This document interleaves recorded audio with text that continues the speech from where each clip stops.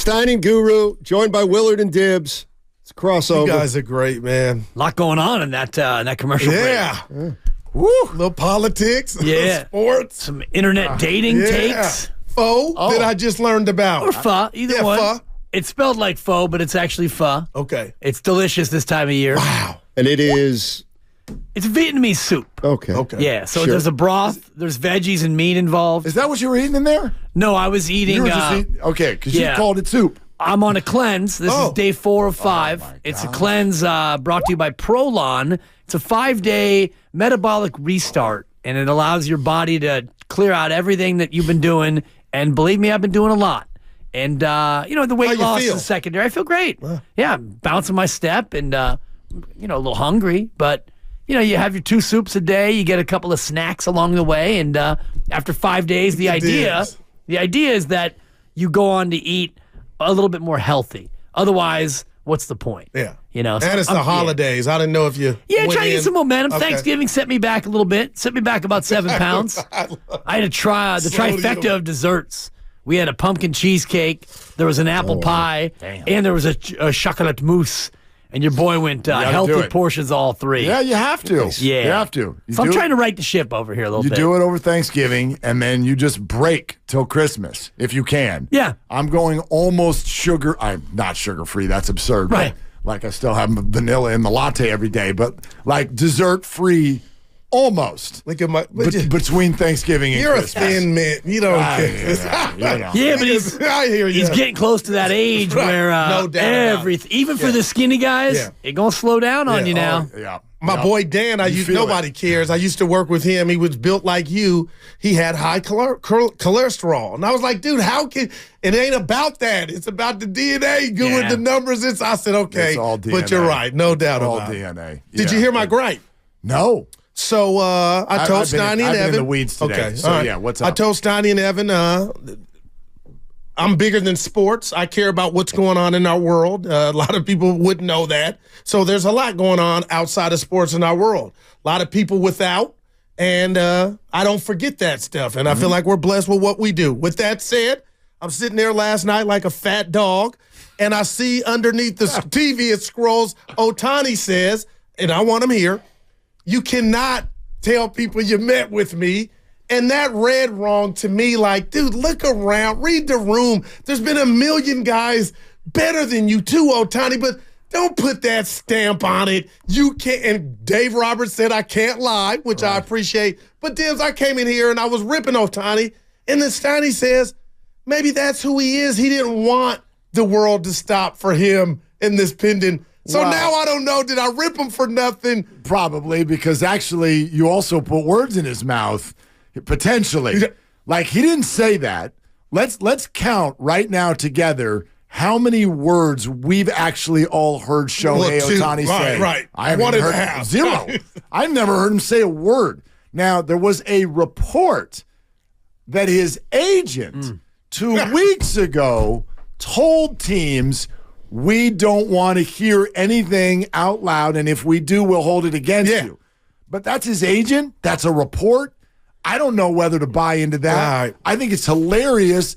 I mean, if you're talking about a $500 million deal, are we on? I know it's fun. You sound like Evan. Well, it's fun today to be like, yay, Dave Roberts just messed it all up. If you're Shohei and you had that meeting and you're like, I think that's the place. It's where I want to be. They're offering me over $500 million and you're about to sign and then you're like, oh, Dave said that we met. Nope, I'm going to Canada. Like, really? Yeah. I don't know, man. I think, I read Buster Olney's piece with regard to this is a big missed opportunity for baseball and Shohei, that this is all so secret.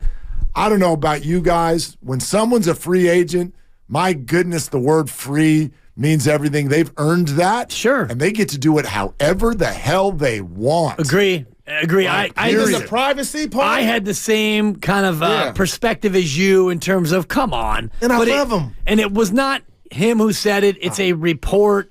And I feel 2 ways, though, about it, because if he doesn't feel like he's a guy who wants all that attention, if it makes him uncomfortable, I get what Mark is saying.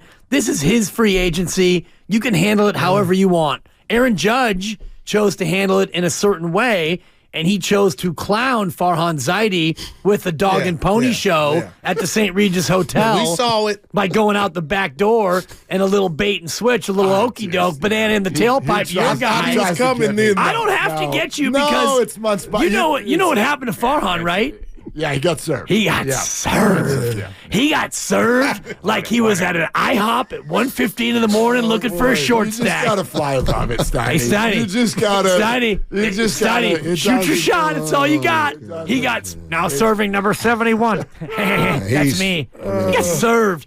But, but they should have dotted him, Steiny. Yeah, I mean, first at bat of the year. He's still walking around with egg on his face. Dot him. I mean, what happens when they didn't dot him? Moping. I don't even know how he Here's gets a out of drive. bed. I don't know how. Yankees won. I don't know how he gets out of bed. I don't either, actually. He just Never gets old. His chin is dragging on the curb every time he crosses the street. Well, he goes to sleep at night and goes, you know what? I was able to get Haniger, so it's all okay.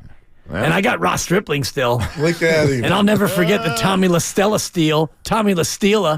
But yeah, go out. Farhan's going to get Shohei, and so everything's going to be made good.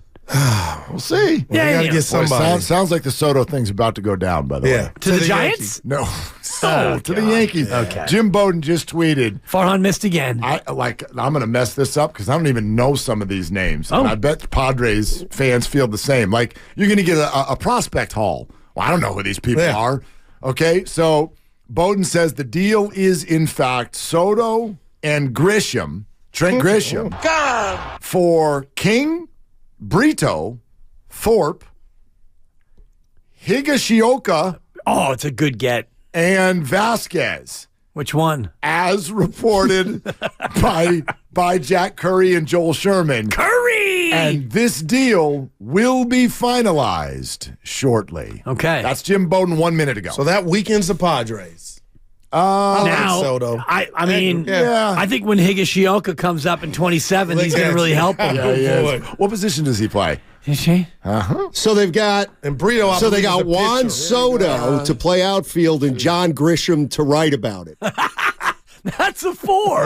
I like it. He you delivered go. it very well. Higashioka is a right-handed relief pitcher. In a shocking development, Higashioka's first name is Kyle. Whoa, that is shocking. Wow. I had it as Henry. He's a catcher. Of course. He's a catcher. Of course. Yeah, He's he's been in the league about like horse. 6 years, I believe. Yeah. So anyway, You had him on your fantasy team, I've no doubt. One of your 5 leagues. Yeah, Evan gave it to him. Giants were never Feed me, going Evan. Feed me sometime. Giants were never going to get Soto, and Soto's not even who I would. Yeah, we would have turned him down. No, Even if he. no, but he doesn't like. We'll get into it a little bit more later in our show. But he doesn't check the boxes or make sense. First of all, Launch angle issue. Well, no, don't start. Juan's amazing, but He is. The Padres are not going to deal him in the division. Right. Number one, and number two, if the Giant fan base is thirsty for someone that they can sink their teeth into, that's not the guy because he's going to be a free agent in a year. So you're buying him for 1 year, and if you're going to keep him, because people will say, well, then keep him. Yeah. All right, well, there's another $500 million deal, and therefore probably takes you out of some of the other names that you want to talk about right now. Give us a name, though, or where Giant fans can be like, oh, that tastes good. I think they're going to get Yamamoto. I really do. And I know that people will go, some of you will say, who's that? And I'll say he's the second most sought-after player in all of baseball right now. He has won 3, they're called Sawamura Awards. Thank you. In a row. We discussed it in our show meeting. wow. That's All the right. Japanese version of the Cy Young, except for there aren't 2 of them. There's only 1. And no one has ever done that before. Not Ohtani. Now, that's big. Not Darvish. But, Willard, what and about he's- some thump? and he's 25. What about a thumper? They've got no choice but to address the offense. All right. They've got 5 outfielders under contract, and they cannot bring back the same outfield. Well, so I think there'll be a trade and a free All agent at minimum on offense. What is he? Is Farhan going to be able to sign anybody after getting served last year? I love Probably it. not. Great It's a follow-up. great question. Do they even? It's a great question. And the reason that's the reason why they're going to have to go is out he a and functioning trade. GM now? Even do we know? He's not even a functional human. You know what he is? Yeah. He is elite at thrift store shopping and dumpster diving. And there's never been a better GM that I can think of who can rule 5 you into submission. What he hasn't been able to do is land the big fish. Because he can't do it in free agency, he's going to go out and do it via the trade. Did you guys see the John? By any means necessary, right, Malcolm X. Malcolm X. The John Morosi news about Shohei Ohtani? No. I was just reading it on MLB that the expectation, according to sources, Morosi, well placed, Shohei will make his decision before the end of the weekend. Oh, well, now, Bowden said just last night, 7 to 10 days.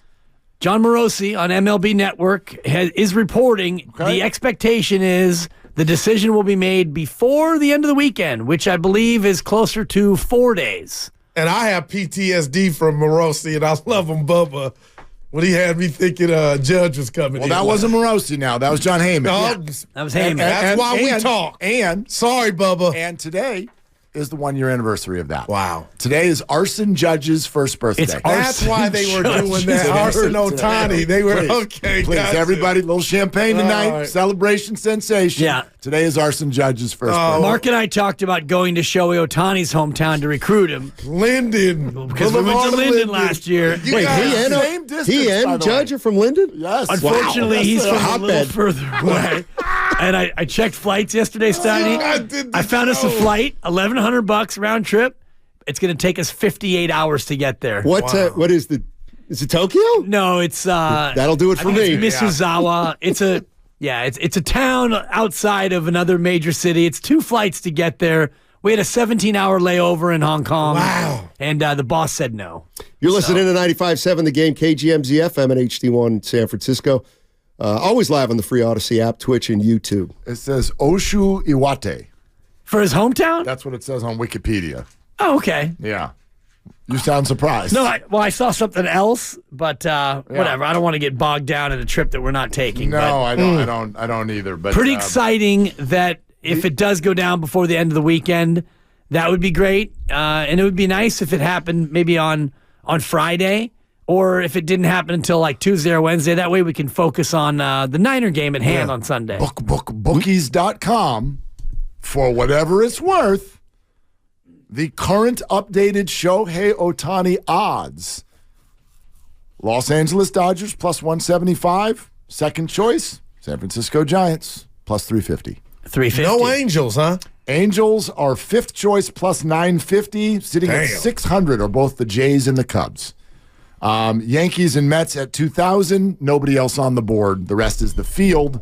And the field has worse odds than those top 4. Dodgers, Giants, Cubs, Jays. Now, I know as a station, as the Bay, they were all invested mentally, everything you had into Judge. I was listening to Bonte and Shasky this morning, and I'm asking you two and my partner, do you feel any Ohtani fever, or is there PTSD like the bad guy that has no lines at the club and he tries to pick up and it doesn't work, trying to find a mate? That's probably where I am much more closely associated. It's not so much PTSD as it is just good old-fashioned doubt. Call me Thomas. You got to do I got it, doubt. man. Well, I agree that I don't feel that fever. because we're scared to go through the same process again. So I don't think anything's different as far as their chances. Actually, I think their chances are better this year than they were last year, because this year is simply last year. Add in a big old heaping help of desperation. So they're gonna overpay if they have to. Like, they will not be outbid for Yamamoto, for example. I firmly believe that. And so I think their chances are just as good, but we are all approaching this without wanting to get our hopes up. Right. So everyone's looking at it with a skeptical eye. I would say they have a better chance for Yamamoto based on the lone fact that he's a pitcher. And if you're a slugger and you're looking to slug, Oracle Park is not the place you want to slug. And right now, Shohei Ohtani's not a pitcher. And he won't be until next July? Man, yeah. I mean, July from You hope. Yeah, you not hope. even next No, year. not the not year next after year. that, right? Yeah, April of 2025. That cost him about 200 M's. You ask about, is there a fever? You tell me, was there a fever before Durant signed with the Warriors? No. No, not at all. That was Or did that come out of nowhere? Nowhere. Yeah, well, it's not like we didn't know that they were. I mean, it's not like the first we had heard of the rumor. But if Draymond really did that after Heartbreak Hotel, people still were dealing with that part of losing the championship. Good point. And also, I don't know if all of us were, and you probably were, Steiny, because it's how you roll, but that familiar with the financial machinations that would have allowed that signing to happen. I didn't even think at the time that they had the room based on the contracts, but the way that they were structured made it so that they did have the room. Well, remember, that was the year that the TV contract made the salary cap and the luxury tax rise. So it gave them the opportunity to get the max for Kevin Durant. In a way, it's completely different, but to me, it's like that's the 49ers window in a way with Brock Purdy right now. For the next 2.5 years, the fact that you got this guy under your control for so little money, it just allows you to be so much better around him, and now he's good. I'm just fascinated by how much that's playing into this being the most talented team in football. Well, like we talked a lot about it yesterday, I think we can mimic this whole thing with our lives. We would love for big portions of our life to not be about money. How's that working out? It's on most people's minds within 5 seconds after they open their eyes in bed every day. Why are the four of us here right now? Yeah, exactly. So why? I like you guys. And exactly. we love the craft, etc. It took a wrong turn. But anyway, no, they like, and I know we wish that billion-dollar organizations didn't operate that way, but they do. They do. And so you've talked a lot about it, Steiny, and I started thinking about it yesterday, and I'm like, I think we're actually still underselling the advantage that the 49ers have in that they're getting $50 million of production out of $800,000. Return on investment. It's but incredible. You see it throughout the rest of the roster. And that's why Vegas has them where they do. But they can overwhelm the opponent at every position. And the reason they can do that is because the current odds-on favorite to win the MVP is making less than $1 million. Willard, and I told Steiny this in the wrong way. I'm not mad at that. But what I think that is not being short-sighted. It's forgetting that 2019, without Brock Purdy and this luck that they've ran into and not having to invest resources in a quarterback on a rookie contract, Dibs, they were in the Super Bowl. They lost that Super Bowl. They came back, and maybe I'm not talking about finances. I'm talking about the structure. They come back and go to an NFC championship after being 3-5. They come back and go to another NFC championship game. I mean, Kyle's built something, guys, in 19 that popped off to where they could have multiple rings. I know they don't. We saw the real Jimmy Garoppolo in Vegas, and I guess all I'm saying is Kyle was so good at his job, not perfect, that quarterback got them to 2 NFC championship games and a Super Bowl, and it makes me just forget about Brock Purdy in the sense that I owe Kyle the world in regard to credit because this thing just didn't start with Brock on a rookie contract. It started in 2019. No, it started before that with the trade for Jimmy Garoppolo. Because you remember they were, 1-9 or 1-10 when they finally put Jimmy in after they acquired him via trade. So that's when it really started. And there were hiccups and speed bumps and Garoppolo got hurt and they didn't win the Super Bowl. But there were some good times. Great times. And some high times. So I guess that's what I'm saying. But it would almost be like somebody a couple years ago could go up to Kyle and say, hey, Kyle, you love Kirk Cousins, right? You think he's a really good quarterback. Yeah, I do. Tell you what, you can have him. But not only can you have him, you're not going to have to pay him $40 million. You're going to pay him $280,000. So you can have your quarterback with no pay. Like, it's absurd. And you know what? Like, right. You know what? Kirk Cousins, and I don't want to get into Purdy's better than Kirk. Kirk's better. Doesn't matter. But they're both pretty good. Yep. And one of them is making minimum wage. Well, but I like Goo, I think everything you said is accurate, except for it doesn't account for how much better this team is than those teams. Like, do you remember, what was the spread in the Niner-Chiefs Super Bowl? I think Kansas City -3 or 2. I'm guessing did -2. That sounds about right. Yeah. Niners would be favored by a touchdown this time. Right. Maybe 8. But I guess I'm asking you guys, they wasted draft capital real quick on Trey Lance. Sure. So they still would be sitting with, they had Bosa in 19. All that's different is McCaffrey to me and Brock Purdy. Kittle was already a part of this team, and IU. You got Greenlaw and you got Charvarius Ward, who quietly is playing as good, if not better, than Richard Sherman did that year. When did Trent arrive? I got a question about like Trey Lance. Trey Lance's salary was what? About $9 million for being the third. That sounds right. That sounds right. Forget it. If Trey Lance would have quote unquote worked out, let's just say he was an okay quarterback, he was good. Who wouldn't they have on their roster now, if anybody, because of the difference between Purdy's contract number and $9 million? They would still have everyone. Pretty much? Yeah. Well, they're still like $34 million under the cap. Well, the only person they've acquired since he left is Chase Young. Yeah, correct. They're barely paying him anything. Right. Exactly. So they're still under the cap. So IU should be going nowhere next year. See, now that's the question. It's not so much who would they have now or who they wouldn't have now, but who wouldn't they have next year? Right. See, with Brock, you don't have to do a damn thing next year. Yeah. You don't have to do a damn thing. You got tons of cap room. Shouldn't that feel? I should feel good if I'm IU. Like it ain't going there. Oh, he's staying. He ain't take. Okay, that's. Oh no, you feel very good about it because you know how much under the cap they are, and you know you're going to probably get $20 million per no doubt. at least. And it's funny you mentioned the Kevin Durant thing, Steiny, because yesterday we were going back and Mark made a comparison to the expectation of this Niner team to the expectation of the first year of KD. And I was looking at the salaries, and Steph Curry was making $12 million a year. Oh, really? In the first KD. That was the last year of his second his 4 deal. For 44. 12? Yeah.